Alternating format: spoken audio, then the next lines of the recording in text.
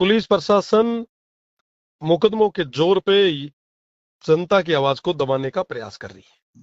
मैं दो टूक में जवाब देना चाहूंगा कि इस तरीके से जनता न दबी थी, न झुकी थी और न झुकेगी।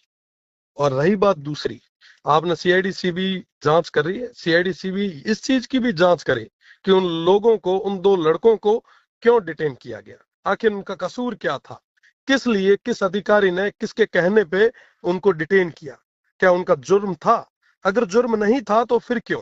और इस तरीके से जब मैंने बात की वहां के जो वहां खड़े अधिकारियों से, तो उन्होंने कहा कि साहब हमने गिरफ्तार नहीं किया है।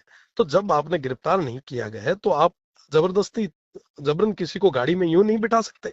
साहब लोकतांत्रिक व्यवस्था में हम बैठे हैं, आप इस तरीके से किसी को हरास नहीं कर सकते जनता पे, और किसी भी लोगों, किन्हीं भी लोगों पे आप इस तरीके से दबाव नहीं बना सकते। तो जाहिर सी बात है कि उन्होंने एक भय पैदा करने के लिए ये किया था। और प्रशासन ने कहा कि हमने गिरफ्तार नहीं किया, तो मैंने कहा इनको आप फ्री करें, उन्होंने फ्री कर दिया।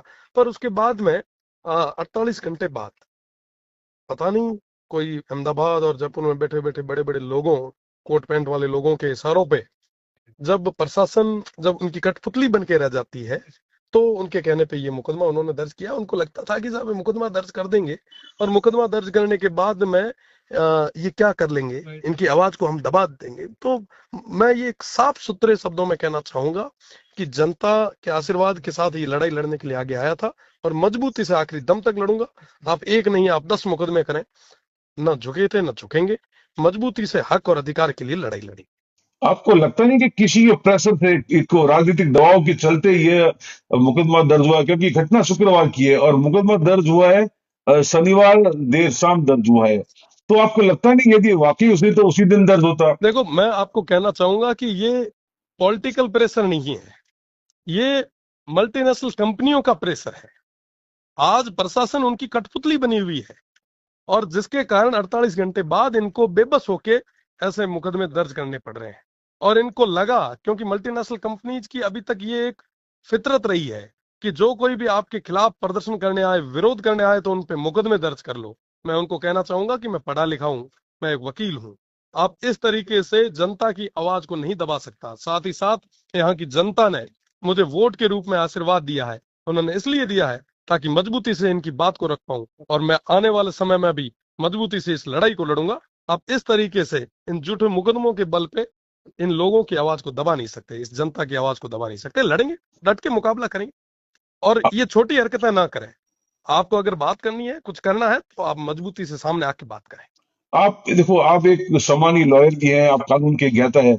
आपको लगता नहीं कि यदि राजकार्य में यदि आप बाधा डालेंगे तो निस्संदेह? मैं आपको बताना चाहूंगा, सीआईडी सीबी पहले इस चीज की जांच करे कि उन दो लड़कों को डिटेन क्यों किया गया, उनका जुर्म क्या था, और किन अधिकारियों के कहने पे किसने किया, इसकी भी जांच हो। और उसके बाद में जब कोई विरोध दर्ज करा रहा है, वहां पे जब जनता आगे बैठी है, देखो, पुलिस और सिस्टम और हम लोग किसको लेकर रेस्पॉन्सिबल है, हम लोग जनता को लेकर रेस्पॉन्सिबल है। हमारी रेस्पॉन्सिबिलिटी बनती है कि लॉ एंड ऑर्डर मेंटेन रहे, वहां के लोगों को, आमजन में पूरे तरीके से विश्वास रहे, अपराधियों में भय रहे। पर आज क्या हो रहा है, आज आमजन में भय पैदा हो रहा है और कंपनियों में विश्वास पैदा हो रहा है। कहीं ना कहीं ये जो बड़े बड़े लोगों के हाथ में कठपुतली बन के जो खेल रहे आपके अधिकारी, उनको सब स्पष्ट रूप से कहना चाहूंगा कि इस तरीके से आप जैसलमेर जैसे जिले में, जिसका गौरवशाली इतिहास रहा है, आप यहाँ के लोगों को इस तरीके से दबा नहीं सकते। मेरा सबसे बड़ा एक और सवाल है। हेलो। जी, मेरा एक सबसे बड़ा सवाल है कि रविंद्र भाटी के खिलाफ यदि मुकदमा दर्ज हुआ है तो उसके, उनके मोराल पे और जो आंदोलन चल रहा है उस पर कितना फर्क पड़ेगा? देखिए, मैं कहना चाहूंगा कि मुझे यहाँ की न्यायपालिका पे पूरा भरोसा है, और ये जो दबाव की राजनीति कर रहे हैं, आने वाले समय में इनको सूद समेत जवाब भी दिया जाएगा। न्यायिक प्रक्रिया द्वारा इनको हम चुनौती भी देंगे, और साथ ही साथ इस मूवमेंट पे कोई फर्क नहीं पड़ना, हम और मजबूती से लड़ाई लड़ेंगे। अब ये जो लड़ाई है, ये इस बैया गांव की नहीं, ये पूरे बाड़मेर जैसलमेर की है, इस समूचे मारवाड़ की लड़ाई। आपकी कल जो है जैसलमेर के जिला कलेक्टर से बात भी हुई थी, काफी कई देर तक मीटिंग चली थी, उसमें क्या रिजल्ट निकल के आया? देखिए, मैं आपको बताना चाहूंगा कि वार्ताओं का दौर चलता है। जब तक हमने कहा कि आप ठोस लिखित में कोई हमें भरोसा नहीं दिलवाएंगे, तब तक हम पीछे नहीं हटेंगे। मेरी तो आज उन्होंने जी जी जी जी बताएं बताएं।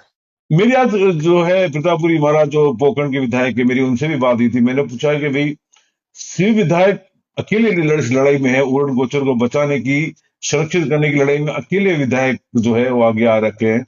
आप जैसलमेर के और पोखरण के विधायक कहीं नजर नहीं आ रहे।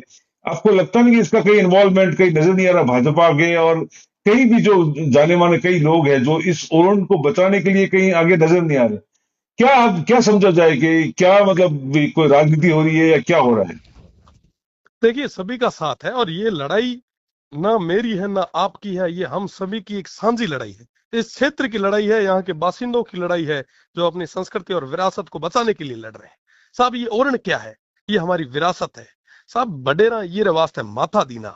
और आज तारीख रे मीना उमारी पीढ़ियां अगर ये ना मल्टीनेशनल कंपनीज मीना जे माथा गिणाउंड री जगह ओत भी अगर नहीं बचा पावेला, तो मीना लागे है कि केतन केत ये मीना नुकसान हमारी आने वाली पीढ़ी ना होई।